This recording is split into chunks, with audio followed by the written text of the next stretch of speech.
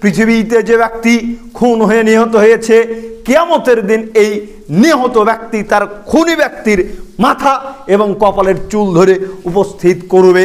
তখন তার গর্দান দিয়ে ঝরঝর করে রক্ত পড়তে থাকবে। তখন সেই নিহত ব্যক্তি জিজ্ঞেস করে বলবে, ইয়া রব্বি হাদা কতালানি, প্রতিপালক আপনি আমার এই খুনি ব্যক্তিকে জিজ্ঞেস করেন, আমার এই খুনি ব্যক্তিকে জিজ্ঞেস করেন সে কি কারণে আমাকে হত্যা করেছিল। হাত্তা ইউদনিয়াহু মিনাল আরশি, পরিশেষে সে তাকে আরশের নিকটবর্তী করবে। সেই দিন কি জবাব প্রদান করবে? আজকের জুমার আলোচনার বিষয়বস্তু হত্যা, অথবা হতে পারে জুলুম, হতে পারে দিয়াত বা রক্তপণ। বর্তমান সমসাময়িক বিষয়ের উপরে আলোচনার চেষ্টা করবে ইনশা আল্লাহ আজিজ। সকলেই মনোযোগ সহকারে আলোচনা শ্রবণ করার চেষ্টা করবেন। আবু হুরায়রা রাদিয়াল্লাহু তাআলা আনহু বলেন, রাসূল সাল্লাল্লাহু আলাইহি ওয়াসাল্লাম বলেছেন, সিনফানি মিন আহলিন নারি লাম আরাহুমা কওমুন মাহুম, দুই শ্রেণীর মানুষ জাহান্নামে রয়েছে যাদেরকে আমি দেখিনি। আল্লাহর নবী বলতেছেন দুই শ্রেণীর মানুষ আছে জাহান্নামে যাদেরকে আমি দেখিনি। হাদিস আমরা প্রায় মানুষই শুনেছি, প্রায় মানুষই জানা আছে হাদিসটা, কিন্তু হাদিসটা একটু গুরুত্ব সহকারে ভাবুন তো। এই দুই শ্রেণীর মানুষ কারা? এই দুই শ্রেণীর মানুষ কত খারাপ, কত নিকৃষ্ট। আল্লাহর নবী বলতেছেন দুই শ্রেণীর মানুষ রয়েছে জাহান্নামী যাদেরকে আমি দেখিনি। এরা এত খারাপ, এত খারাপ। আল্লাহর নবীর সময় এই খারাপ শ্রেণীর মানুষগুলো ছিল না, এই জাহান্নামী মানুষগুলো ছিল না। যার কারণে আল্লাহর নবী বলতেছেন দুই শ্রেণীর জাহান্নামী রয়েছে যাদেরকে আমি দেখিনি। দুই শ্রেণীর জাহান্নামের মধ্যে এক শ্রেণীর মানুষ হচ্ছে তারা, আল্লাহর নবী বললেন, সিয়াতুন কাযনাবিল বাকারি ইয়াদরিবুনা বিহান নাস। এই দুই শ্রেণীর মানুষের মধ্যে এক শ্রেণীর মানুষ হচ্ছে তারা যাদের হাতে থাকবে গরু পরিচালনা করার মতন লাঠি। এই লাঠি দিয়ে তারা মানুষদেরকে আঘাত করে, এই লাঠি দিয়ে চাবুক দিয়ে তারা মানুষদেরকে আঘাত করে। একটাবার চিন্তা করুন, ওই গোবিন্দগঞ্জ বাসস্ট্যান্ডে, বাজারে অথবা কোথা শহরে যখন কোনো দাঙ্গা ফাসাদ লাগে, একজন আর একজনের সাথে তর্কে জড়িত হওয়ার সঙ্গে সঙ্গে লাঠি বের করে, চাবুক বের করে, চাকু বের করে আঘাত করে। আল্লাহর নবী বললেন এরা হচ্ছে ওই শ্রেণীর মানুষ যাদেরকে আমি দেখিনি। আল্লাহর নবী এদেরকে জাহান্নামী বলে চিহ্নিত করলেন। আপনি কেন আর একজনের শরীরে রক্ত প্রবাহিত করতে যাবেন? আর একজনের শরীরে আপনি কেন আঘাত করতে যাবেন? আর একজনকে কেন আপনি ব্যথিত করতে যাবেন? আব্দুল্লাহ রাদিয়াল্লাহু তাআলা আনহু বলতেছেন, রাসূল সাল্লাল্লাহু আলাইহি ওয়াসাল্লাম বলেছেন, আউয়ালু মা ইউকযা বাইনান নাস ফিদ দিমাই, কিয়ামতের দিন সর্বপ্রথম মানুষের মধ্যে যে ব্যাপারে ফয়সালা হবে সেটা হচ্ছে রক্তের হিসাব, সেটা হচ্ছে হত্যার হিসাব। আমরা জানি সর্বপ্রথম বান্দার আমলের ব্যাপারে যে ব্যাপারে জিজ্ঞাসা করা হবে সেটা হচ্ছে সালাত। আল্লাহর নবী বললেন, ফাইন সলুহাত ফাকাদ আফলাহা, যে ব্যক্তি সালাতের, যে ব্যক্তি নামাজের হিসাব সঠিকভাবে দিতে পারবে সেই ব্যক্তির জন্য পরের স্তরগুলো সহজ এবং সরল হয়ে যাবে। কিন্তু এই জায়গাতে আল্লাহর নবী বলতেছেন মানুষের মধ্যকার সর্বপ্রথম যেই ব্যাপারে ফয়সালা আল্লাহ তাআলা করবেন সেটা হচ্ছে রক্তের ফয়সালা করবেন, হত্যার ফয়সালা করবেন। কে কাকে আঘাত করেছে এর বিচার আল্লাহ তাআলা সর্বপ্রথম করবেন। কে কার রক্ত প্রবাহিত করেছে এর বিচার আল্লাহ তাআলা করবেন। ক্ষমতার দাপটে অথবা ক্ষমতা পাওয়ার জন্য অথবা ক্ষমতায় যাওয়ার জন্য আপনি তো কাউকে আঘাত করছেন, আপনি কখনো চিন্তা করেন নাই এর ভয়াবহ পরিণতি কি হতে পারে। কিয়ামতের দিন সর্বপ্রথম আল্লাহ সুবহানাহু ওয়া তাআলা এই ব্যাপারে জিজ্ঞেস করবেন, এই ব্যাপারেই সর্বপ্রথম আমার আপনার বিচার কার্য করা হবে। আবু হুরায়রা রাদিয়াল্লাহু তাআলা আনহু বলেন, রাসূল সাল্লাল্লাহু আলাইহি ওয়াসাল্লাম বলেছেন, কুল্লুল মুসলিমি আলাল মুসলিমি, একজন মুসলমানের জন্য অপর মুসলমানের তার রক্ত, তার সম্মান, তার সম্পদ হারাম। একজন মুসলমানের জন্য অপর মুসলমানের রক্ত, সম্মান, সম্পদ হারাম। একজন মুসলমান হয়ে আপনি অপর মুসলমানের রক্ত নিতে পারেন না। একজন মুসলমান হয়ে অপর মুসলমানের সম্মান নিয়ে আপনি সিনেমিনি খেলতে পারেন না। একজন মুসলমান হয়ে আপনি অপর মুসলমানের সম্পদ নিয়ে নিতে পারেন না। অথচ এটা আমাদের মাঝেকার প্রত্যেক দিন দৈনন্দিন রুটিন হয়ে গিয়েছে। আমরা মানুষের সম্মান নিয়ে একেবারে খেলাধুলা করি। মনে হয় যেন গোটা পৃথিবীর মানুষের সম্মান আমার আপনার সামনে হালাল করে দেয়া হয়েছে। তাই তো চাই স্টলে বসে গিবাত করতে কোনো রকম চিন্তা ভাবনা করি না। তাই তো চা স্টলে বসলে চায়ের কাপে ঝড় ওঠে না যদি গিবাত করতে না পারি। চা যদি একা একা খেতে বসি তবে চা স্বাদ লাগে না। চা যদি একা একা খেতে বসি তবে মনে হয় যেন চায়ে কি যেন কমতি হয়েছে। অথচ একই চা একই ব্যক্তি বানিয়েছে, একই রকম ইট দিয়েছে। কারণ হচ্ছে একটাই, আপনি যে গিবাত করবেন, আপনি যে গিবাত করবেন, এই গিবাত শোনার মানুষ নাই, আপনার গিবাতে হু ধরার লোক নাই। এই কারণে আপনার চা খেতে ভালো লাগে না। একা একা পরিস্থিতি কত ভয়ঙ্কর হবে আপনি কোনোদিন বুঝতে পারেন নাই। আল্লাহর নবী জনাবে মুহাম্মদুর রাসূলুল্লাহ সাল্লাল্লাহু আলাইহি ওয়াসাল্লাম বলতেছেন, লাম্মা উরিজা বিরব্বি মারারতু বিকওমিন, মেরাজের রাত্রিতে আমাকে নিয়ে যাওয়া হলো।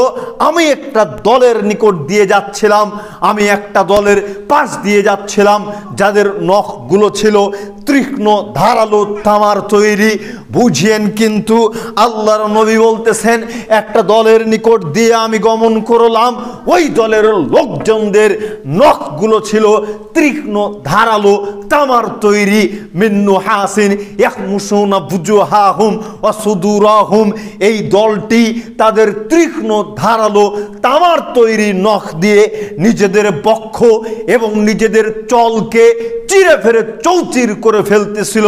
জিজ্ঞেস করা হলো, মান হাউলাই ইয়া জিব্রাইল, জিব্রাইল এরা কারা? এদের পরিস্থিতি কেন এই রূপ ভয়ঙ্কর? এরা কেন নিজেদের চলমূল বক্ষকে চিরে ফেরে চৌচির করে ফেলছে? তখন জিব্রাইল বলে উঠলেন, এরা হচ্ছে ওই সমস্ত মানুষ আপনার উম্মতের মধ্যকার যারা মানুষের গিবাত করত, যারা মানুষের পরনিন্দা করত, যারা মৃত ভাইয়ের গোশত ভক্ষণ করত। আপনি নিজের টাকায় চা খেয়ে নিজের ঈমানকে নষ্ট করছেন, নিজের আমলকে নষ্ট করছেন। গিবাত এমন একটা পাপ, গিবাত এমন একটা অপরাধ, যেই অপরাধ আল্লাহ তাআলা ক্ষমা করবেন না। যারা আপনি গিবাত করবেন তার নিকট থেকেই আপনাকে ক্ষমা চাইতে হবে। তবে চিন্তা করেন তো, বর্তমান পরিস্থিতিতে দলীয় দাপট, দলীয় ক্ষমতা পাওয়ার জন্য কে কত রকম কুচ্ছা রটনা করছি, কে কোন দলের কুচ্ছা রটনা করছি, কে কোন নেতার কুচ্ছা রটনা করছি, চেয়ারম্যান, মেম্বার, এমপি, মন্ত্রী, মিনিস্টার, আমরা রাত দিন পরনিন্দা করতেই আছি। চিন্তা করুন, ভাবুন একবার আপনার পরিস্থিতি কি, আপনার পরিস্থিতি কি? ওই যে মেয়েটা, যেই মেয়েটা 16 বছর, 14 বছর, 15 বছর বয়স থেকে এসে আপনার বাড়িতে পড়ে রয়েছে, রাত দিন কাজ করেই যাচ্ছে কাজের মেয়ের মতন। সকালবেলাতে আপনি ঘুম থেকে জাগ্রত হওয়ার পূর্বেই আপনার জন্য সে খানা রেডি করে রাখছে। একটা দিন হাসি মুখে তার খানা রান্নার আপনি প্রশংসা করলেন না, জ্ঞান জ্ঞান করেন, সব সময় তাকে ধমকের উপর রাখেন। কিন্তু আপনি বুঝতে পারেন নাই, আপনার ওই সহধর্মিনী, আপনার ওই স্ত্রীর সাথে আপনি যদি একটু হাসি মুখে কথা বলতে পারেন, তবে আল্লাহর নবী বলেছেন আপনার আমল নামাতেও সাদকার নেকি লিপিবদ্ধ করা হবে। জোরে সরে বলুন সুবহানাল্লাহ। আপনাকে কি করে বোঝায়, আপনি নিজের টাকায় চা খেয়ে অন্যের গিবাত করে পরনিন্দা করে নিজের আমলনামায় পাপকে জমা করতেছেন, অথচ আপনার পাপও মোচন হবে এবং আপনার আমলনামায় নেকি লিপিবদ্ধ হবে এবং আপনার পৃথিবীর সাংসারিক জীবনে শান্তি প্রবেশ করবে। আপনি পারেন না 2 টাকা 5 টাকা 10 টাকা দিয়ে চা কিনে বাড়িতে নিয়ে এসে আপনার স্ত্রীকে ডাক দেবেন, ও অমুকের মা, ও জানের বিবি, ও পানের বিবি, আমি বাজার থেকে চা কিনে নিয়ে এসেছি, আজকে তোমার সাথে আমি চা খাবো আর মিষ্টি মিষ্টি গল্প করব, রসালো গল্প করব, হাসি মুখে সময় ব্যয় করব। আল্লাহর নবী বলেছেন তাবাসসুমু কাফি ওয়াজহি আখিকা লাকা সাদাকা। তুমি যখন কারো সাথে হাসি মুখে কথা বলো তখন তোমার আমলনামায় সাদকার নেকি লিপিবদ্ধ করা হয়। সুবহানাল্লাহ। অথচ আমরা এই কাজ করি না। আমরা রাত দিন অন্যের চর্চা করতে ব্যস্ত, গীবাত করতে ব্যস্ত। গীবাতের জন্য একটা হাদিসই যথেষ্ট। আল্লাহর নবী বললেন লা ইয়াদখুলাল জান্নাতা কাত্তাত, চগলখোর ব্যক্তি জান্নাতে প্রবেশ করবে না। সে হজ করুক, সালাত আদায় করুক, যাকাত প্রদান করুক, যাই করুক না কেন, কারণ সে গীবতকারী। আর গীবতকারী আল্লাহর নবী বললেন কি, সে কোথায় যাবে না? জান্নাতে প্রবেশ করবে না। গীবাতকারী এত খারাপ, এত খারাপ। সাবধান, সাবধান। আপনাকে বুঝতে হবে আল্লাহর নবী বলেছেন মান ইয়াজমানলি মা বাইনা লাহইহি ওয়া মা বাইনা রিজলাইহি আদমান লাহুল জান্নাহ। যে ব্যক্তি 2 চোয়ালের মধ্যবর্তী স্থানের জিম্মাদারিত্ব নেবে এবং 2 অরুর মধ্যবর্তী স্থানের জিম্মাদারিত্ব নেবে, আমি মুহাম্মদ সাল্লাল্লাহু আলাইহি ওয়াসাল্লাম তার জন্য জান্নাতের জিম্মাদারিত্ব নিব। সুবহানাল্লাহ। তাহলে মাত্র 2টা জিনিসের কথা বললেন, আর আপনি আপনার এই জিহ্বাকে একেবারে পশু পাখির মতন ব্যবহার করছেন। জবাব তো আপনাকে দিতেই হবে, জবাব তো আপনাকে দিতেই হবে। আপনি প্রস্তুতি গ্রহণ করুন। আব্দুল্লাহ রাদিয়াল্লাহু তাআলা আনহু বলেন রাসূল সাল্লাল্লাহু আলাইহি ওয়াসাল্লাম বলেছেন সিবাবুল মুসলিমি ফুসুকুন। কোন মুসলমানকে গালি দেয়া ফাসেকি কাজ। কোন মুসলমানকে যদি আপনি গালি দেন তবে আপনি ফাসেকি কাজ করলেন। অকিতালুহু কুফরুন। আর যদি হত্যা করেন তবে আপনি কুফরি করলেন। মুসলমানকে গালি দেয়া ফাসেকি কাজ, হত্যা করা কুফরি কাজ। আর আজকে আমাদের সমাজের পরিস্থিতি কি আমরা দেখতে পাচ্ছি। এই সরকারের আমলে কত শত হত্যা হচ্ছে, কত জায়গাতে নিরীহ মানুষকে একেবারে দিনে দুপুরে জনসম্মুখে হত্যা করে ফেলা হচ্ছে। কারা হত্যা করছে? এরা সকলেই মুসলমান, সকলেই মুসলমান বলে নিজেদেরকে দাবি দেয়। তবে চিন্তা করুন তো এরা কোন ধরনের মুসলমান। একজন মুসলমান কি করে অপর মুসলমানের জীবন নিতে পারে? অসম্ভব। কোশ্চিন কালেও নয়, কোশ্চিন কালেও নয়। সাবধান এবং সতর্কতা অবলম্বন করুন। আল্লাহ সুবহানাহু ওয়া তাআলা আমাদেরকে সঠিক বুঝ দান করুক। আমিন। ইবনে উমর রাদিয়াল্লাহু তাআলা আনহু বলেন রাসূল সাল্লাল্লাহু আলাইহি ওয়াসাল্লাম বলেছেন লান ইয়াসালাল মুমিনু ফি ফুসাহাতিন মিন দীনিহি। বুঝেন কিন্তু খুবই গুরুত্বপূর্ণ হাদিস।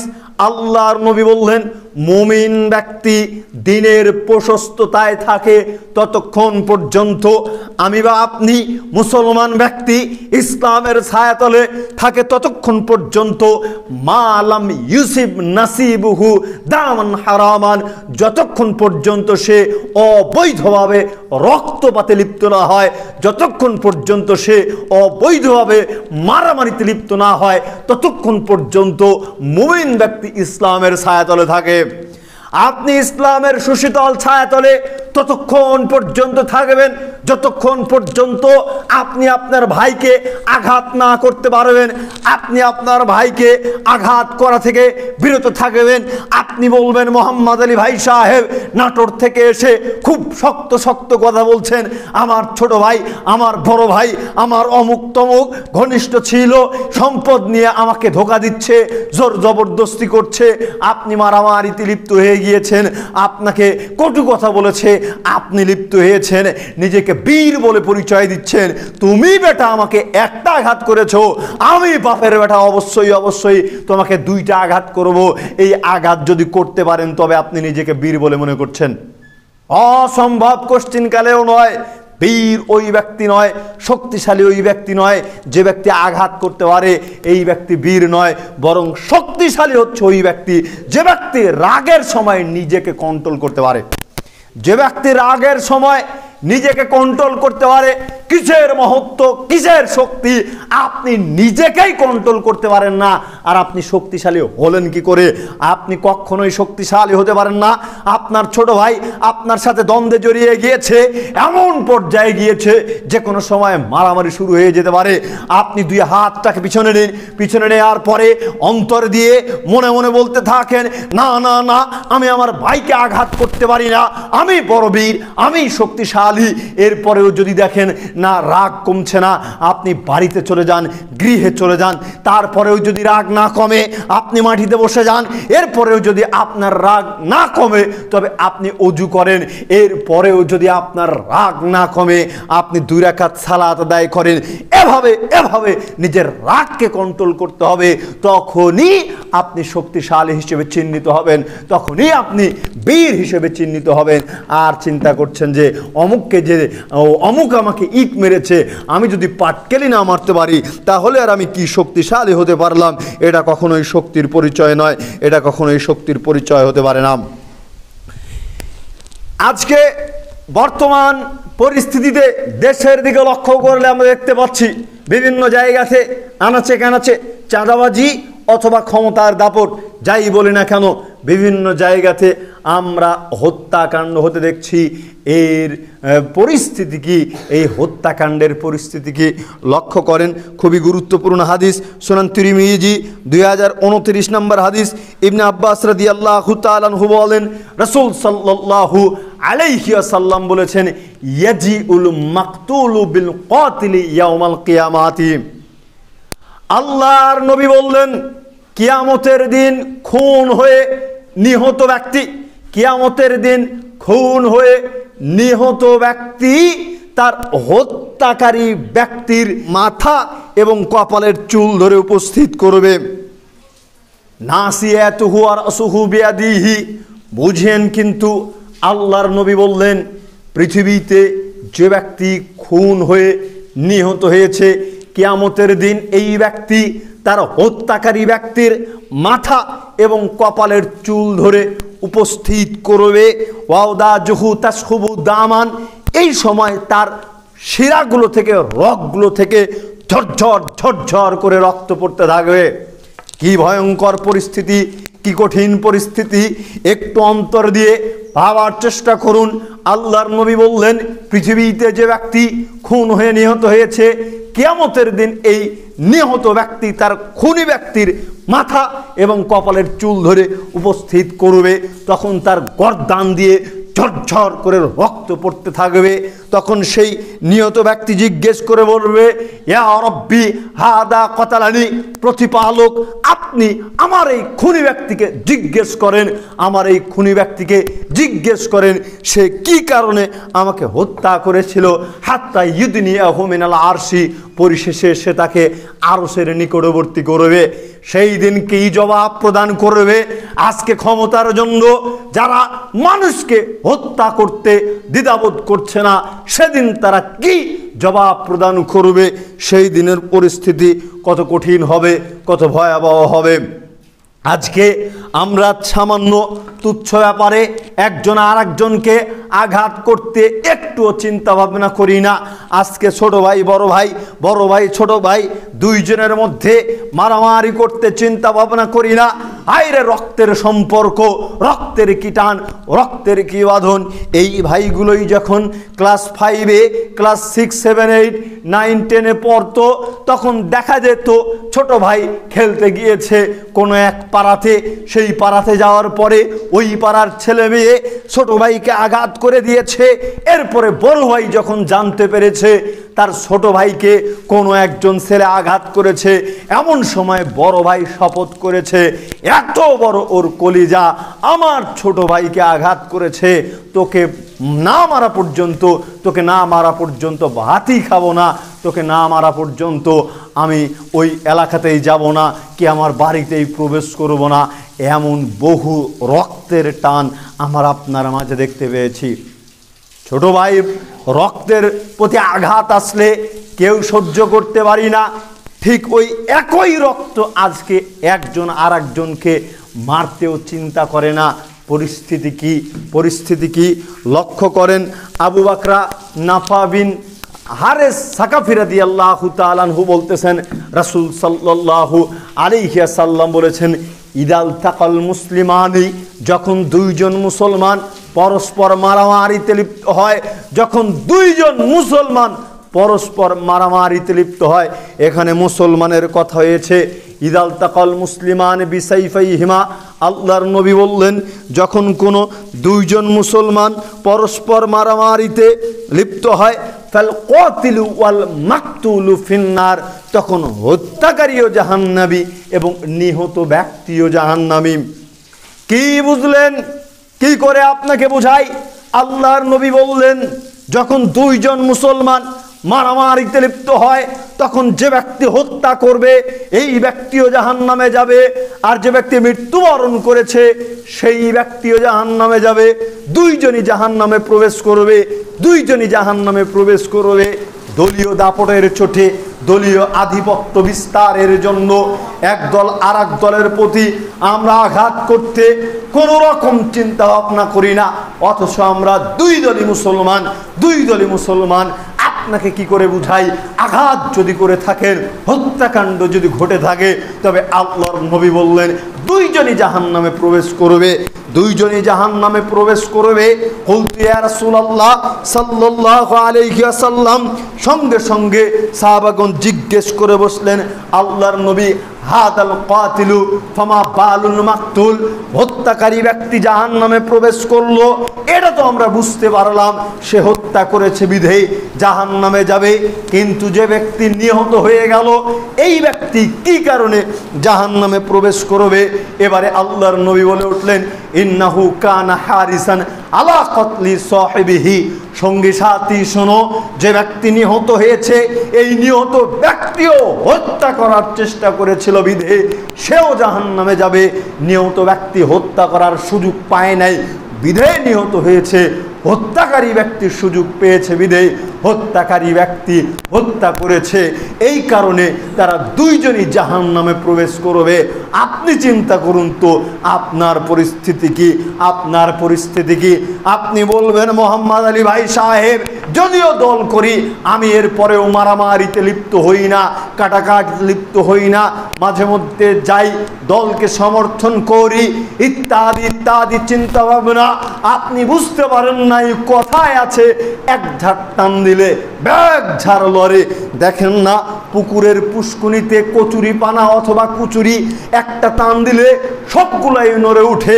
ওই যে আপনার দলীয় পাওয়ার পুরা এলাকার মধ্যে একজন উশৃঙ্খল ছেলে রয়েছে, সেও আপনিও যেই দল করছেন সেও সেই একই দল করছে, আপনি শান্ত নিরীহ, কিন্তু একজন ব্যক্তি দেখা যাচ্ছে খুব উশৃঙ্খল। এই উশৃঙ্খল হওয়ার কারণটা কি? আপনারা সকলেই একই প্ল্যাটফর্মের, যার কারণে সে এই ক্ষমতাটা পাচ্ছে, যার কারণে সে এই দাপটটা পাচ্ছে, এই শক্তিতেই সে আঘাত করছে। অপরাধটা কিন্তু সংগঠিত করলে একজন ব্যক্তি, আর আপনি এখান থেকে বসে বসে সাদকায়ে জারিয়া নামক পাপ পাচ্ছেন। সাবধান, সাবধান। আপনার আমার কথা হয়তো অপছন্দ হতে পারে, একটু মনোযোগ দিয়ে লক্ষ্য করিয়েন। কোনো দলকে প্রাধান্য দিচ্ছে না, কোনো ব্যক্তিকে প্রাধান্য দিচ্ছি না, প্রাধান্য দিচ্ছি একমাত্র ঐশী গ্রন্থ কোরআন মাজিদকে, একমাত্র পৃথিবীর শ্রেষ্ঠতম মহামানব জনাবে মুহাম্মদুর রাসূলুল্লাহ সাল্লাল্লাহু আলাইহি ওয়াসাল্লামকে। বিবেককে প্রশ্ন করেন, বিবেককে প্রশ্ন করেন। প্রকৃতির চোতে ভাসমান হয়ে জীবনযাপন করতে গিয়ে কত মানুষের উপরে অন্যায় করেছেন, কত মানুষের উপরে জুলুম করেছেন। যদি কোনো নিরীহ মানুষের উপরে আপনি জুলুম করে থাকেন, এই পাপ আল্লাহ তাআলা কোশ্চিন কালেও ক্ষমা করবেন না। যার জুলুম করেছেন তার নিকট থেকেই ক্ষমা চাইতে হবে, তার নিকট থেকেই ক্ষমা পেতে হবে। সাবধান এবং সতর্কতা অবলম্বন করুন। আবু হুরায়রা রাদিয়াল্লাহু তাআলা আনহু বলেন, রাসূল সাল্লাল্লাহু আলাইহি ওয়াসাল্লাম বলেছেন, ওয়াল্লাযী নাফসি বিয়াদিহি, সেই সত্তার কসম যার হাতে আমি মুহাম্মদ সাল্লাল্লাহু আলাইহি ওয়াসাল্লামের জীবন, লা তাযহাবুদ দুনিয়া হাত্তা ইয়াতি আলান নাসি ইয়াউমুন, কিয়ামত ততদিন পর্যন্ত সংগঠিতই হবে না পৃথিবী, ততদিন পর্যন্ত সংগঠিত হবে না। কতদিন পর্যন্ত? গুরুত্বপূর্ণ কথা, আল্লাহর নবী বলতেছেন কিয়ামতই সংগঠিত হবে না ততদিন পর্যন্ত, পৃথিবী ধ্বংসই হবে না ততদিন পর্যন্ত, যতদিন পর্যন্ত না মানুষের উপরে এমন একটা সময় আসবে। কি সেই সময়? ইয়াউমুল লা ইয়াদরিল কাতিলু ফিমা কাতালা, যখন হত্যাকারী জানবে না সে কি কারণে হত্যা করছে, যখন নিহত ব্যক্তিও জানতে পারবে না তাকে কি কারণে হত্যা করা হয়েছে। হাদিসের গুরুত্ব কি বুঝলেন? আল্লাহর নবী বললেন, সহিহ মুসলিম 7196 নম্বর হাদিস, লা ইয়াদরিল কাতিলু ফিমা কাতালা ওয়াল মাকতুলু ফিমা কুতিলা। আল্লাহর নবী বললেন, যতদিন পর্যন্ত না সেই সময় আসছে যেই সময় হত্যাকারী জানতে পারবে না সে কি কারণে হত্যা করলো, নিহত ব্যক্তিও জানতে পারবে না তাকে কি কারণে হত্যা করা হলো, এতদিন পর্যন্ত কিয়ামত আসবে না, পৃথিবী ধ্বংসই হবে না। আজকের পরিস্থিতি দেখেন তো, লক্ষ্য করে, একজনের সাথে দ্বন্দ্ব হয়ে গেছে, সরাসরি আপনি মারামারিতে ইনভলভ না হয়ে কি করলেন, 50,000, 1 লক্ষ, 2 লক্ষ টাকা একজনকে দিয়ে ভাড়াটিয়া খুনি ব্যবহার করে আপনি হত্যা করে দিলেন।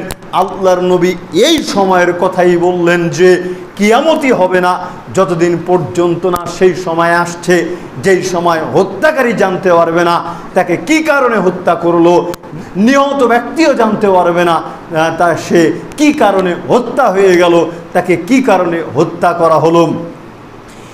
ফাকিলা কাইফা ইয়াকুনু যালিকা, এবারে জিজ্ঞেস করা হলো, আল্লাহর নবী বলেন কি পরিবেশ এত কঠিন হবে? মানুষ কি করে এত কঠিন হতে পারে? মানুষ কি করে এমন জুলুম নির্যাতন করতে পারে? এবারে আল্লাহর নবী বলে উঠলেন, ক্বালাল হারজুল কাতিলু ওয়াল মাকতুলু ফিন্নার, সঙ্গী সাথী শোনো, এই যুগটা হচ্ছে হত্যার যুগ, এই যুগটা হচ্ছে হত্যার যুগ। এই যুগে হত্যাকারী এবং নিহত ব্যক্তি দুইজনই জাহান্নামী, দুইজনই জাহান্নামী। আজকে জঙ্গিবাদের নামে অনেকেই ভণ্ডামি করে, নিজের মতন করে ইসলাম বানিয়ে নিয়ে বলে অমুক বিরাট অপরাধী, অমুক কুফরি করেছে, বিধেয় তাকে হত্যা করতে হবে। কিন্তু হাদিসের ভাষ্য অনুযায়ী আমরা কি বুঝলাম? যে হত্যা করলো সেও জাহান্নামী, আর যে নিহত হয়ে গেল সেও জাহান্নামী। একজন যদি বড় ধরনের অপরাধ করে, বড় ধরনের অপরাধ সংগঠিত করে, সকলেই প্রকাশ্য জানতে পারলাম ওই ব্যক্তিটি অপরাধ করেছে, সেই অপরাধের শাস্তি কি আমি বা আপনি দিতে পারবো? কোশ্চিন কালেও নয়। প্রশাসন আছে, বিচার কার্য আছে, তারা বিচার কার্য করবে। তারা যদি সঠিকভাবে বিচার কার্য পরিচালনা না করে জবাবদিহি কিয়ামতের দিন তারা করবে। আমাদের যতটুকু সম্ভব আমরা মুখে বলবো, মানুষদেরকে সচেতন করব, পার্সন থেকে আলাদা থাকবো, দূরে থাকবো, নিজেদেরকে হেফাজত করার চেষ্টা করব। নিজে একেবারে ধোয়া ভালো একজন সেজে আর একজনকে শাস্তি দিতে যাচ্ছি, কিন্তু শাস্তি দিতে গিয়ে আমরা বুঝতে পারি নাই ফয়সালা তারও যা নিজেরও তাই হচ্ছে। সুতরাং সম্মানিত উপস্থিতি, ইসলাম বুঝতে হবে সঠিকভাবে, তারপরে সেই অনুযায়ী সিদ্ধান্ত গ্রহণ করতে হবে। এরপরে লক্ষ্য করেন, রাসূল সাল্লাল্লাহু আলাইহি ওয়াসাল্লাম বলেছেন, কুল্লু যানবিন আসাল্লাহু আন ইয়াগফিরাহু, আল্লাহ তাআলা চাইলে গোটা পৃথিবীর যত মানুষ রয়েছে সমস্ত মানুষকে ক্ষমা করে দিতে পারেন। সুবহানাল্লাহ বলেন।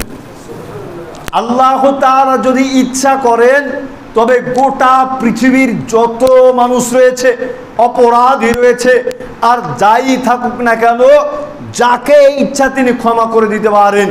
ইল্লা মান মাতা মুশরিকান, তবে দুইজন ব্যক্তিকে ব্যতীত। সেই দুইজন ব্যক্তি কারা? এই দুইজন ব্যক্তির মধ্য থেকে একজন ব্যক্তি হচ্ছে যে ব্যক্তি মুশরিক অবস্থায় মৃত্যুবরণ করে, এই ব্যক্তির কোনো ক্ষমা নেই। বুঝেন, কিন্তু আল্লাহ তাআলা চাইলে গোটা পৃথিবীর মানুষকে ক্ষমা করে দিতে পারেন। দুইজন ব্যক্তি ব্যতীত, দুইজন ব্যক্তির একজন হচ্ছে যে ব্যক্তি মুশরিক অবস্থায় শিরিক করে মৃত্যুবরণ করে, এই ব্যক্তিকে আল্লাহ তাআলা ক্ষমা করবেন না। আও মুমিনুন কাতালা মুমিনান মুতাআম্মিদান, দ্বিতীয় নম্বরে আল্লাহর নবী বললেন আল্লাহ তাআলা ওই ব্যক্তিকে ক্ষমা করবেন না যে ব্যক্তি অন্যায়ভাবে কোনো মুমিনকে, কোনো মুসলমানকে হত্যা করেছে। এই দুইজন ব্যক্তিকে ব্যতীত আল্লাহ তাআলা চাইলে গোটা পৃথিবীর মানুষকে ক্ষমা করে দিতে পারেন। এবার আপনি চিন্তা করুন, এই দুইটার সাথে যদি আপনি সারাটা জীবনে একবারও সম্পৃক্ত না হন, 5 পয়সা যায় আসে না। সারাটা জীবনে যদি শিরিক না করেন, কাউকে হত্যা না করতে যান, হত্যার চেষ্টা না করেন, আপনার 5 পয়সা ক্ষতি হবে? 5 পয়সা ক্ষতি হবে না। আপনার রিজিক, আয় রোজগারের সাথে এগুলোর সম্পর্ক নেই। অন্য এক বিবরণীতে রাসূল সাল্লাল্লাহু আলাইহি ওয়াসাল্লাম বলতেছেন, ইন্না আউয়ালু মা ইউনতিনু মিনাল ইনসানি বাতনুহু, মানুষের মৃত্যুর পরে সর্বপ্রথম যেই অঙ্গটি পচে যায় সেটা হচ্ছে মানুষের পেট। মানুষের কি? মানুষের পেট। মানুষের মৃত্যুর পরে সর্বপ্রথম যেই অঙ্গটি পচে যায়, দুর্গন্ধ ছড়ায়, সেটা হচ্ছে মানুষের পেট। আমি যে কথাটি পূর্বে বলছিলাম, আপনি সারা জীবনে যদি শরীক না করেন, হত্যাকাণ্ডে জড়িত না হন, আপনার 5 পয়সা ক্ষতি নেই। 5 পয়সা ক্ষতি নেই। রিজিক ততটুক পর্যন্ত আমাকে আপনাকে উপার্জন করতে হবে, যতটুক পর্যন্ত উপার্জন করলে হালাল পথে চলতে পারবো, ততটুক পর্যন্ত উপার্জন করতে হবে। ততটুক পর্যন্ত রিজিক উপার্জন করা চলবে না যতটুক উপার্জন করলে ভিক্ষুক আপনার বাড়িতে টোকা দিয়ে ভিক্ষা না পেয়ে অন্য বাড়ির দিকে চলে যায়। ততটুকু পর্যন্ত উপার্জনের কোনো প্রয়োজন নেই। বাড়িতে এমন গেট বানানো যাবে না যেই গেট দেখলে ভিক্ষুক ঢুকতে ভয় পায়, এমন গেট বানানো যাবে না। বুঝতে হবে সাদকা কি জিনিস, সাদকা কি জিনিস আপনি বুঝতে পারেন নাই, তাই তো বাড়িতে কলিং বিল এটা সেটা লাগিয়ে দিয়েছেন। লাগিয়ে দেওয়ার পরে ভিক্ষুক এসে টোকা দিয়েছে, বাহির থেকে কাজ করে এসে যখন বাড়ির মধ্যে ঢুকেছেন, ভিক্ষুক টোকা দিয়েছে, দরজা খোলার পরে ভিক্ষে করে পরে এক ধমক রাগান্বিত হয়ে গিয়েছেন, আসলাম সময় পাও না, ইত্যাদি ইত্যাদি। আরে সাদকা মানেই জান্নাত বুঝায়। তো আমরা যদি ভাব অর্থ ধরি, আপনি জান্নাতের প্রতি সরাসরি রাগ প্রকাশ করে দিলেন। নাউজুবিল্লাহ, আস্তাগফিরুল্লাহ। সুতরাং সম্মানিত উপস্থিতি, সাদকা যখন সামনে চাওয়া হবে সাধ্য অনুযায়ী দিবেন। যদি সাধ্য না থাকে সদাচরণ করে ফিরিয়ে দিবেন, সদাচরণ করে তাদেরকে ফিরিয়ে দিবেন, সেখান থেকে আপনি ঘুরে আসবেন। কিন্তু কখনোই অসৎ আচরণ করা চলবে না। লক্ষ্য করেন আল্লাহ তাআলা বলতেছেন, ওমাই ইয়াকতুল মুমিনা মুতাআম্মিদান, যদি কোনো মুমিন ব্যক্তিকে হত্যা করা হয় ইচ্ছাকৃতভাবে, মানুষ যদি কোনো মুমিন ব্যক্তিকে হত্যা করে, ফাজাযাউহু জাহান্নাম, তবে তার থাকার জায়গা, তার শাস্তি হচ্ছে জাহান্নাম। খালিদান ফিহা, সেখানে সে চিরকাল অবস্থান করবে।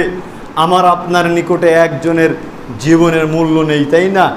একটু এটা হলো সেটা হলো, চট করে আঘাত করে বসি। একেবারে কথায় আছে, হাত থাকতে মুখে কথা বলবো কেন, নাকি?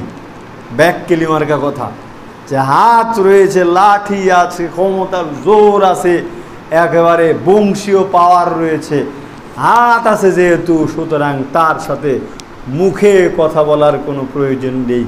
আপনার কাছে একজন মুমিনের, একজন মুসলমানের 5 পয়সা দাম নেই, কিন্তু আল্লাহর কাছে দাম আছে। আপনি একজন মুমিনের উপরে আঘাত করবেন, সাবধান। এই আয়াতটা এবং 2টা হাদিস বলছি, এই হাদিসগুলো মনে রাখার চেষ্টা করবেন। সাবধান, খুবই সাবধান, খুবই সাবধান। আল্লাহ তাআলা বলতেছেন, ওমাই ইয়াকতুল মুমিনা মুতাআম্মিদান ফাজাযাউহু জাহান্নাম, যে ব্যক্তি অন্যায়ভাবে কোনো মুমিন ব্যক্তিকে আঘাত করে, কোনো মুমিন ব্যক্তিকে হত্যা করে, ওই ব্যক্তির থাকার জায়গা জাহান্নাম, জাহান্নামের চাইতে আর বড় শাস্তি কি হতে পারে? জাহান্নামের চাইতে আর কোনো বড় শাস্তি নয়। কিন্তু ব্যক্তি তো মুমিন, ব্যক্তি তো মুসলমান, এর কারণে আল্লাহ তাআলা এরপরেও বলতেছেন খালিদান ফিহা, মুমিনকে হত্যাকারী ব্যক্তি অনন্তকাল সারাটা জীবন জাহান্নামের মধ্যে অবস্থান করবে।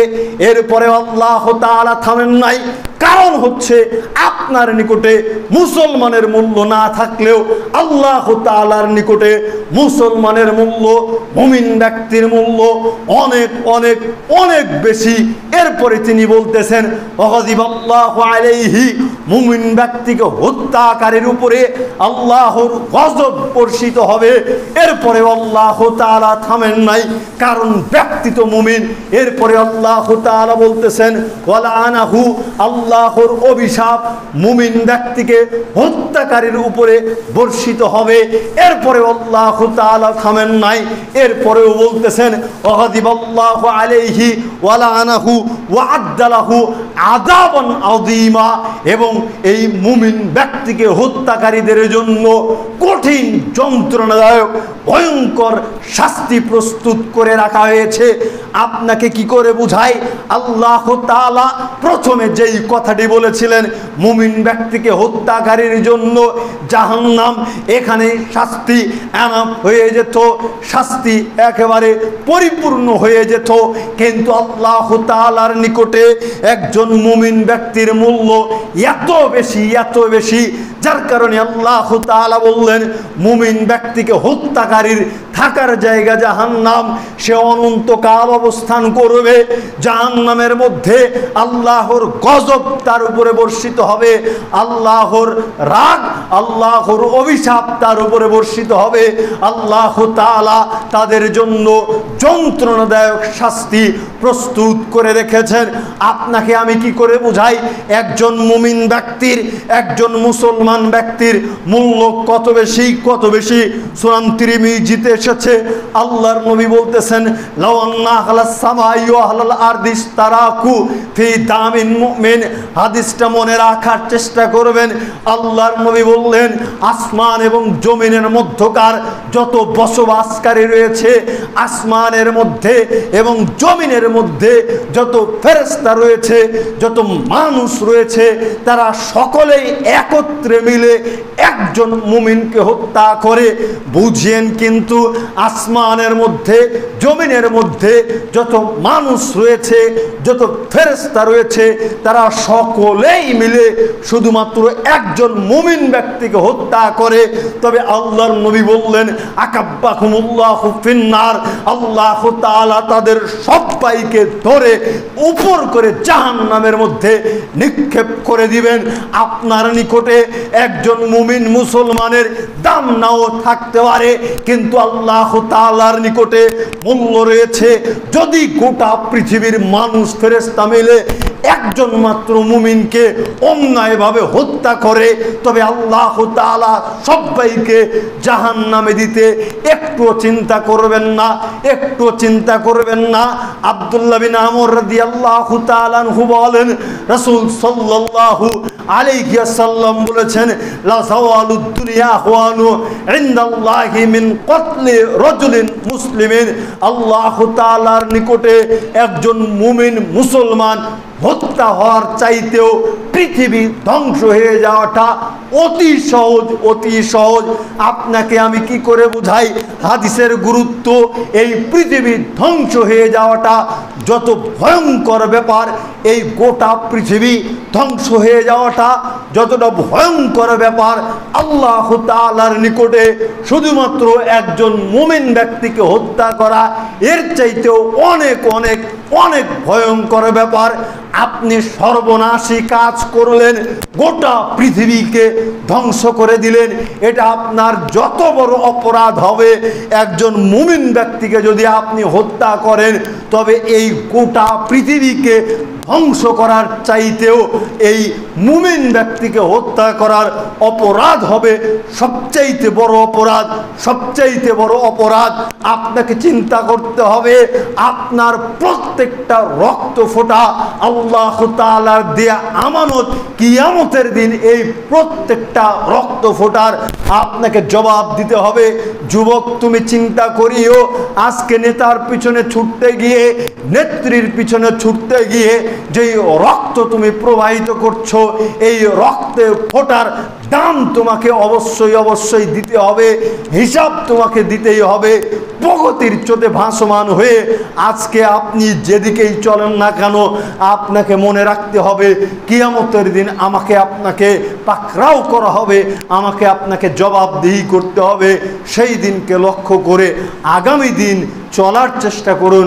আল্লাহ সুবহানাহু ওয়া তাআলা আমাদের সেই তৌফিক ইনায়াত করুক। আমিন। ওয়া আখিরু দাওয়ানা আলহামদুলিল্লাহি রাব্বিল আলামিন। আলহামদুলিল্লাহি ওয়াহদা ওয়াসসালাতু ওয়াসসালামু আলা মান লা নাবিয়্যা বা'দা।